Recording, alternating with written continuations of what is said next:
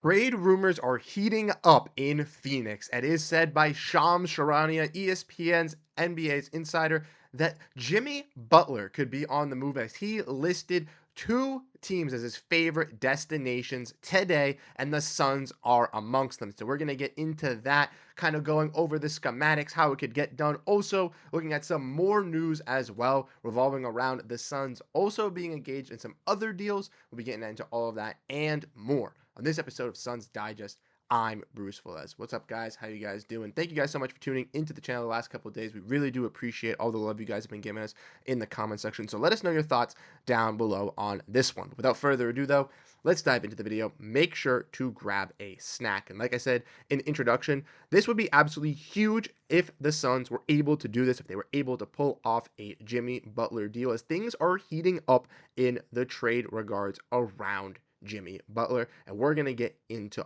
all of it on this episode here. So if we want to look at the updated news, we can see from Shams Charania here that the Warriors and the Suns are at the top of Jimmy Butler's list. And we've made some previous videos going over this topic in the last couple of days. We recently saw Jimmy Butler kind of maybe that he expressed trading Jimmy Butler. That was the first kind of news. Suns weren't on that list as it was like the Mavericks, the Rockets, and even the Warriors. But then the Suns emerged out of the darkness, and if we from what we've heard from Gambo and stuff like that is that they are in this race and they could be ready to make a move if things don't turn around in these next 10 to 15 games. And as we've seen with this Suns team, they were able to go 2-0 with Kevin Durant back, beating the Blazers and the Jazz, but it wasn't their best performances. With Beal still being out, they still could evaluate how this big three works, but things are heating up with this Butler news as we're getting into it. Now, as we all know, with the Suns, if they are listed as one of the top destinations, we have heard that the Suns would be inclined to go in on a deal,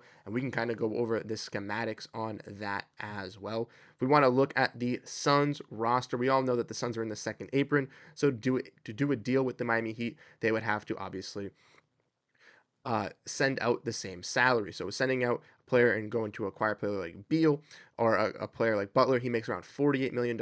So the Suns would have to go out and send one of their big three out. They're obviously not going to trade KD as he's their MVP, and they're obviously not going to trade Devin Booker. So the one player that they could trade is Bradley Beal, who's obviously been injured, has been that third star, still making $50 million. But obviously the biggest headache with trying to do a trade with Bradley Beal is he has that no trade clause that he had in Washington, which allows him obviously to veto any trade if the Suns want to send him somewhere. So if he didn't have the no trade clause, the Suns could send him to a third team like the Pistons or possibly the Utah Jazz or something like that, a team that has salary cap that could absorb his salary. It would make things a lot easier. But for the Suns, they ultimately have to figure out, does Bradley Beal even want to go to Miami? Would Miami even consider bringing Bradley Beal into their team? And there's all that schematics, which we've all kind of broken down in our previous videos. But I did want to give an update as from Shams Charania, as we saw that things are definitely, escalating. And I do think that the Suns could kind of get into this mix. We've already seen Jimmy dye his hair orange as like a little bit of a troll. We've seen him dye his hair obviously blue and other colors as well to kind of go with some of the other teams that he's been mentioned in trade rumors.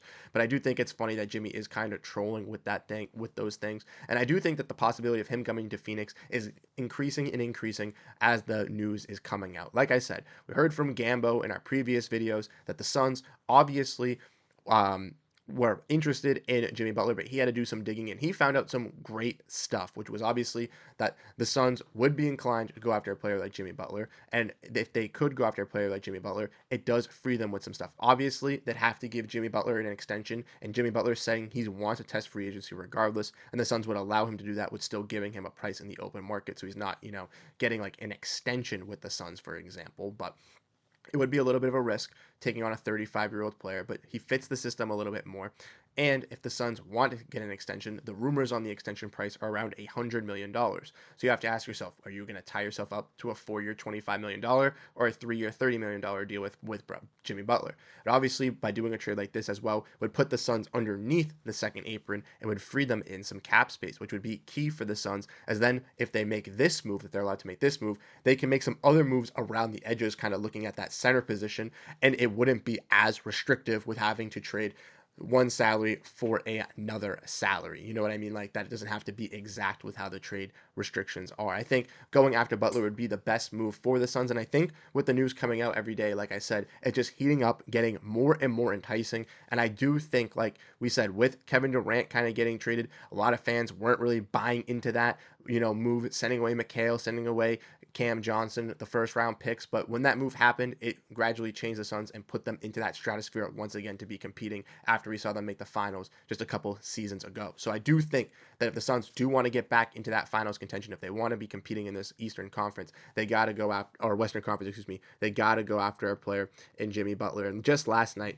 look at the stat line that Jimmy Butler put up for the Miami Heat: 38 points, 12 rebounds, absolute perfect efficiency with 0 turnovers, and the Heat still failed to win this game. They ended up losing this contest to the Detroit Pistons in overtime, and that's no hate on the Detroit Pistons. They've been have a fantastic team this season with Cade Cunningham, with the shooters they've put around him, and I do think they're a enticing team in the East to kind of go in and maybe buy in on some players at that low budget if they can to kind of help out their rebuild, but that's besides the point. Jimmy Butler is frustrated in Miami, and I do think a trade with him will happen, and if the Warriors and the Suns are those two top teams, I can see Matt Ishbia, if he wants to contend still, if he wants to compete, him seeing this being the best move. But like I said, the one thing that has to be brought up is how are you going to get rid of Jimmy Butler or Bradley Beal, like Richard Jefferson said. This ain't just about what Jimmy Butler wants. It's also about, hey, what does Bradley Beal want? We're sending you someplace else, said Richard Jefferson on how the Suns could acquire Jimmy Butler. And he has a valid point there. It's all up to Bradley Beal as well with that no trade clause. But let me know what your guys' ultimate thoughts are on the possibility of the Suns getting Jimmy Butler.